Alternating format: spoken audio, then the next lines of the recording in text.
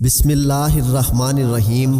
السلام علیکم دوستو، آپ دیکھ رہے ہیں ہمارا YouTube channel S for you.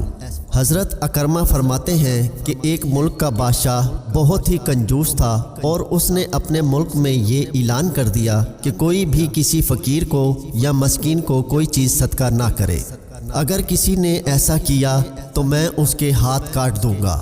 یہ خبر سن کر لوگوں میں سنسنی مچ گئی۔ اب ہر کوئی صدقہ دینے سے ڈرنے لگا۔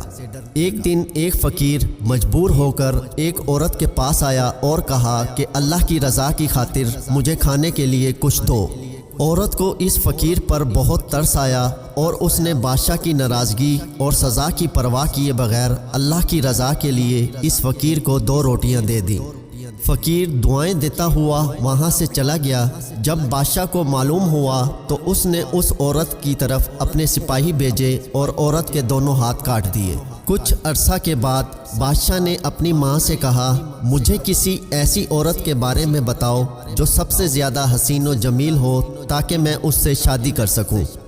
تو اس کی ماں نے کہا، ہمارے ملک میں ایک ایسی خوبصورت اور بے مثال حسن و جمال کی پیکر عورت رہتی ہے کہ میں نے آج تک اس جیسی عورت نہیں دیکھی، لیکن اس میں ایک بہت بڑا عیب ہے۔ بادشاہ نے کہا، کون سا عیب؟ ماں نے کہا، اس کے دونوں ہاتھ کٹے ہوئے ہیں۔ بادشاہ نے سپاہیوں کو حکم دیا کہ فلاں عورت کو میرے پاس حاضر کیا جائے۔ چند سپاہی گئے اور اسی عورت کو بادشاہ کے پاس لے آئے جس کے ہاتھ فقیر کو روٹیاں دینے کی وجہ سے کاٹ دیے گئے تھے۔ جب بادشاہ نے اس عورت کو دیکھا تو اس کے حسن و جمال نے بادشاہ کو حیرت میں ڈال دیا۔ بادشاہ نے اس سے کہا، کیا تم مجھ سے شادی کرنا چاہتی ہو؟ عورت نے کہا، مجھے کوئی اعتراض نہیں، اگر تم مجھ سے شادی کرنا چاہو تو مجھے منظور ہے۔ چنانچہ دونوں کی شادی ہوئی اور وہ ہنسی خوشی زندگی گزارنے لگے۔ لیکن بادشاہ کی دوسری بیویاں حسد کی آگ میں جلنے لگیں۔ ان کے دل میں یہ بات بیٹھ گئی کہ اب بادشاہ ہمیں اتنا وقت نہیں دیتا جتنا اس غریب اور نادار نئی دلہن کو دیتا ہے۔ چنانچہ وہ ہر وقت اسی فکر میں رہتی کہ کسی طرح اس نئی دلہن کو بادشاہ کی نظروں سے گرایا جائے، لیکن وہ اپنے اس ارادے میں کامیاب نہ ہو سکی۔ پھر اچانک بادشاہ کسی محاذ پر روانہ ہو گیا اور وہاں اسے کافی دن دشمنوں سے لڑنا پڑا۔ بادشاہ کی بیویوں کو یہ بہت اچھا موقع مل گیا۔ انہوں نے بادشاہ کو خط لکھا کہ تمہارے پیچھے سے تمہاری نئی دلہن نے تمہاری عزت کو داغدار کر دیا ہے اور وہ بدکار ہو گئی ہے، اور اس بدکاری کے نتیجہ میں اس کے ہاں بچہ بھی پیدا ہوا ہے۔ جب بادشاہ کو یہ خط ملا تو وہ آگ بگولا ہو گیا۔ اس نے فوراً اپنے قاصد کو یہ پیغام دے کر اپنی والدہ کے پاس بھیجا کہ اس بدکار عورت کو اس کے بچے سمیت میرے ملک سے نکال دو اور اس کے گلے میں کپڑا باندھ کر اس کا بچہ اس میں ڈال دو اور انہیں کسی جنگل میں چھوڑ دو۔ اور اس کے گلے میں کپڑا ڈال کر بچہ اس میں ڈال دیا، پھر اسے ملک سے دور ایک جنگل میں چھوڑ دیا۔ اب وہ بیچاری تنہا جنگل میں رہ گئی، لیکن اسے اپنے رب عزوجل سے کسی قسم کا کوئی شکوہ نہ تھا۔ وہ اس کی رضا پر راضی تھی۔ وہ بیچاری اسی طرح جنگل میں گھومتی رہی۔ پیاس کی شدت نے اسے پریشان کر رکھا تھا۔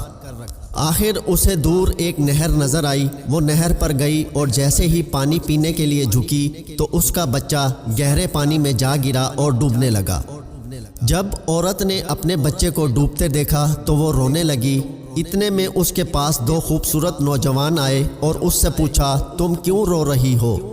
اس نے کہا، میں پانی پینے کے لیے جھکی تو میرا بیٹا اس نہر میں گر کر ڈوب گیا، میں اس کے غم میں رو رہی ہوں۔ ان خوبصورت نوجوانوں نے پوچھا، کیا تو چاہتی ہے کہ ہم تیرے بچے کو نکال لائیں؟ عورت نے بے تاب ہو کر کہا، ہاں میں چاہتی ہوں کہ اللہ عز و جل میرا بچہ واپس لوٹا دے۔ ان نوجوانوں نے دعا کی اور اس کا بچہ نکال کر اسے دے دیا۔ پھر انہوں نے پوچھا، اے رحم دل عورت، کیا تو چاہتی ہے کہ تیرے ہاتھ تجھے واپس کر دیے جائیں اور تو ٹھیک ہو جائے؟ چنانچہ ان دونوں نوجوانوں نے دعا کی اور اس کے دونوں ہاتھ بالکل ٹھیک ہو گئے۔ عورت نے اللہ کا شکر ادا کیا اور حیران کن نظروں سے ان نوجوانوں کو دیکھنے لگی، جن کی برکت سے اسے ڈوبا ہوا بچہ بھی مل گیا اور اس کے ہاتھ بھی اسے لوٹا دیے گئے۔ نوجوانوں نے پوچھا، اے عظیم عورت، کیا تو جانتی ہے کہ ہم کون ہیں؟ عورت نے کہا، نہیں۔ عورت کا جواب سن کر انہوں نے کہا ہم تیری وہی 2 روٹیاں ہیں جو تو نے ایک مجبور سائل کو دی تھی۔